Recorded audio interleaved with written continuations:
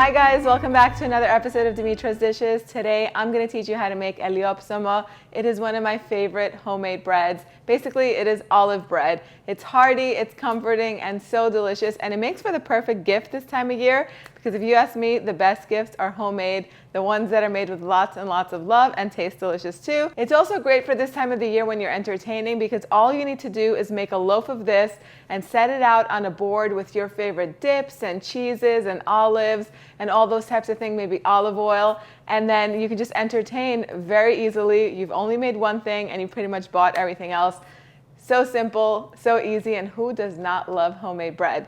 Now we're gonna go over the ingredients so we can start making this delicious bread. So in my bowl over here, I have some yeast that's proofing. It's basically some water, a little bit of sugar, some active dry yeast, and a couple tablespoons of all-purpose flour. Over here, I have some pitted Kalamata olives, but you could go ahead and use your favorite olives. I have some sesame seeds. These are black sesame seeds for the topping. You could use white sesame seeds or leave them out if you don't like sesame seeds. I have some dried oregano, olive oil, salt, which is already in this mixture here. So over here for the dry ingredients, I have some all-purpose flour, bread flour, and a little bit of salt. So you're gonna let the yeast sit in the water and the sugar mixture for about 8 minutes or until you see a foamy cloud appear on the top. If this doesn't happen, you're gonna have to start all over with a fresh batch of yeast. Yeast hardly ever goes bad, but if it does, it's not gonna make bread, so make sure you don't skip that step. Now all I'm gonna do is mix these ingredients together, the bread flour, the all-purpose flour, and the salt, and I'm gonna add everything to the bowl, the mixing bowl. And then the last ingredient is a 1/4 cup of olive oil, so I'm gonna go ahead and add that as well. And then I'm gonna let the mixer do all of the work. I'm gonna let this knead at low speed for 8 minutes, and then we're gonna take it out and transfer it to this bowl. So after 8 minutes, you're gonna see that the dough has come together, and it releases very easily. Before I put it back into the bowl, I'm just gonna grease the bowl with a little bit of olive oil, and then just toss it in the bowl so it can get coated with the oil. I'm gonna cover this with plastic wrap, and I'm gonna put it in the warmest part of my house. For me, that's the dryer, and I'll talk about that in a little bit. I'm gonna cover it with plastic wrap, put it in the warmest part of my house until it doubles in size. That's gonna take anywhere between 1 to 2 hours. It just depends where you put it in your house. So my dryer trick saves lots of time. What I do is I put a couple towels in there and I let it run for about 10 minutes so it gets nice and warm. Then I make sure that I turn the dryer off. I put the bowl that's covered in plastic inside the dryer. Again, make sure that the dryer is off. And then after about 45 minutes to an hour max, the dough is gonna be ready. I will show you what it looks like as soon as it's done. So the warmth of the dryer really helped the dough rise quickly. Now, if you're not in a hurry, no problem. Make this in the morning, put it on the side, and it's gonna take about 1.5 hours. Look at how beautiful that looks. Just gonna transfer it onto my work surface. And before I do anything with it, I'm gonna go ahead and chop up these Kalamata olives. Now I bought these pitted just so I could save the trouble of removing the pit. They're gonna be so much easier to chop up. Just gonna roughly chop them. Now I like for there to be some big pieces and some small pieces running throughout the dough, so I'm not gonna go crazy chopping these up and smushing them. I'm just gonna chop them roughly like I said.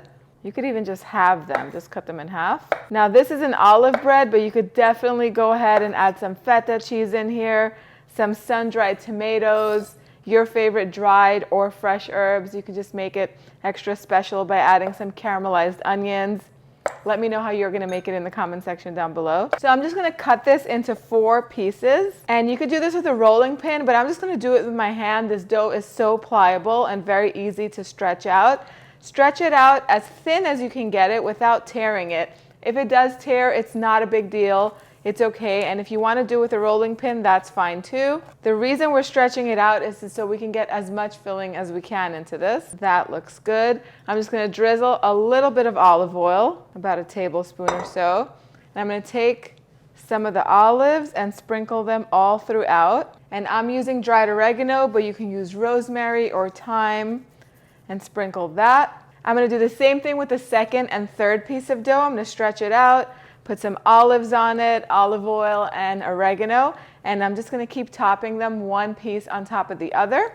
Now I'm gonna take the last piece of dough. I'm not gonna put any olives in that one because it's gonna just seal everything all together. Then I'm just gonna take all the ends and I'm gonna bring them towards the center.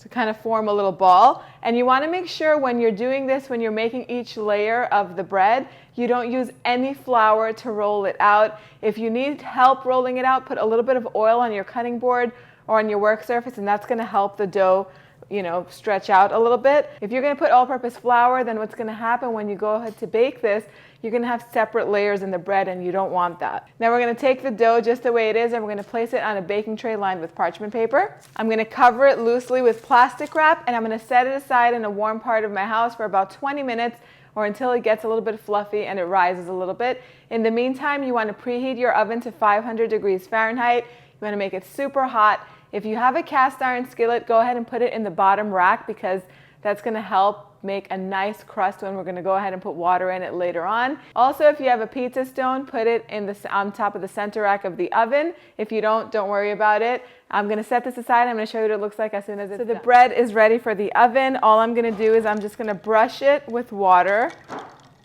all across the top. I like sesame seeds and I have black ones here, so I'm just going to sprinkle some on top. If you're not a fan or you don't have them or you don't like them, just leave them out. That's fine. And I'm going to make a couple of slits. I'm going to put this into my oven. As soon as I put it in the oven, I'm going to reduce the temperature to 450 degrees Fahrenheit, and I'm going to let this bake in the center rack for 30 minutes. So the bread is ready. Once it comes out of the oven, you're going to want to let it rest for a good 20 minutes so that way the steam can just continue to cook it and keep it nice and moist. You don't want to cut into it right away, otherwise it's going to be doughy and dry. So if you do have a pizza stone, make sure that you bake this on the pizza stone, meaning put it on the baking tray and then onto the pizza stone. After 30 minutes, take it off of the baking tray, the bread, and put it directly on the pizza stone and let it bake for 5 more minutes. It's going to get nice and crisp on the bottom and it's going to be perfect. Look at all of the olives in this, and if you can see how moist it is, this is exactly what you're looking for. I'm going to go in and take a bite. This is perfection.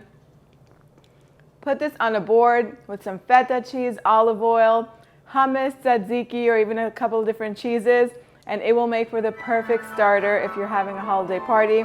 The recipe can be printed on the website www.dimitrasdishes.com. Let me know what you guys think in the comment section down below. Thank you so much for spending time with me. Subscribe if you haven't, and I will see you guys next time. Yes, us.